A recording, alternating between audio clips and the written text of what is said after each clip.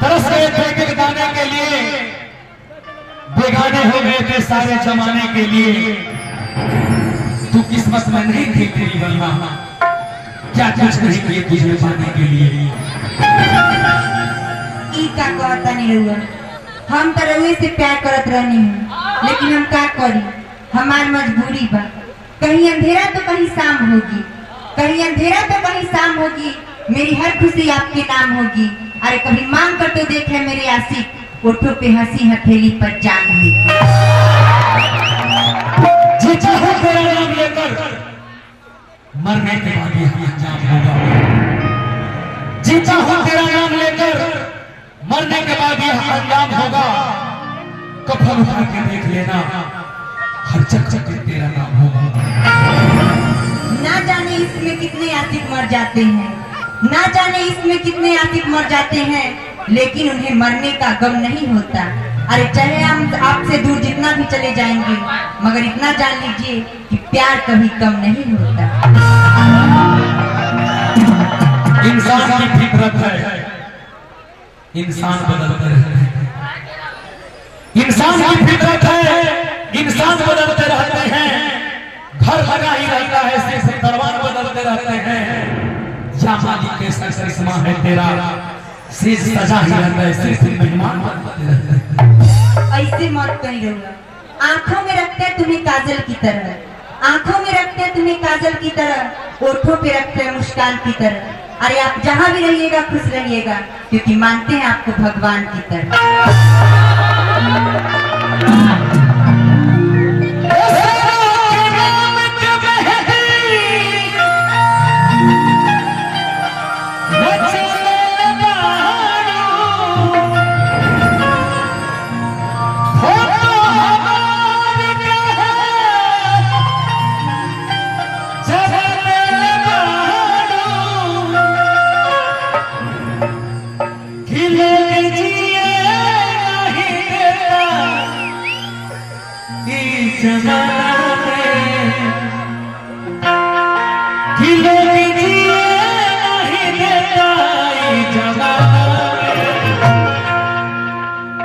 हम दीवाना है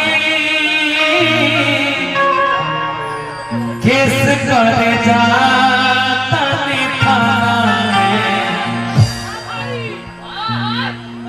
किसी के नाम अधूरा प्यार वही था।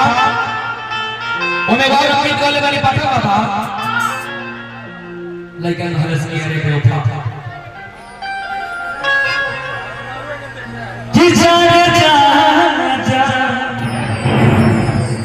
ऐ बेवफा, जा जा जा ऐ बेवफा, हर जगह तू भुला गई हो। ऐसे मत कहिए, जिंदगी बहुत सुंदर है, जिंदगी बहुत सुंदर है, लेकिन मुझे जीने नहीं आता। हर चीज में नशा है, लेकिन मुझे पीने नहीं आता। अरे आप मेरे बिना जी सकते हैं, लेकिन मुझे आपके बिना जीने नहीं आता। न घर जिए की गुरबा, न देव की देवी, लेकिन हरस के रिजान कि जा जा जा ऐ बेवफा, हर कसम तू भुला गई हो। चैन दिल के चुरा ले लूं हो, कि चैन दिल चुरा ले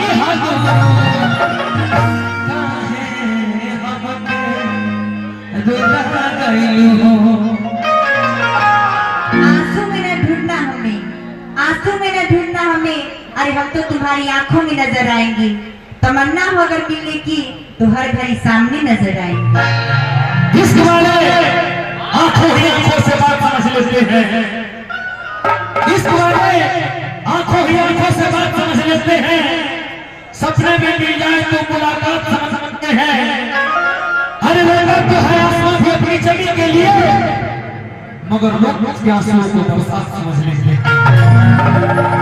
माना कि मिल नहीं पाते, माना कि मिल नहीं पाते, ऐसा नहीं कि आप हमें याद नहीं आते, पर जो बस जाता है दिल में वो कभी दिल से भुलाए नहीं जाता। आइए आदेश अनुसार भाई लोग आदेश दर्द आलम के योगी को प्रभात पत्र पत्नी का देंगे। भाई का बड़े के योगी बार बार कहा तकारे जाने तुम दिल हुआ करती थी, मैं जान हुआ करता था। तुम दिल हुआ करती थी, मैं जान हुआ करता था। तेरे आशिकों में पहले मेरा भी नाम हुआ करता था। मुझे मालूम नहीं था तोड़ दोगी इस तरह मेरे दिल को। तुझे पाने के लिए दिल में लाखों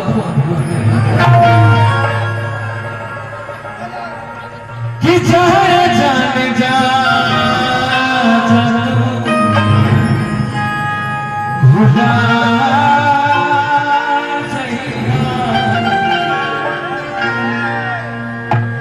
कि प्यार के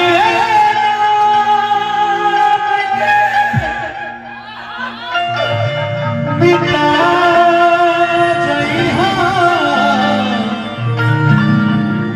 कि प्यार के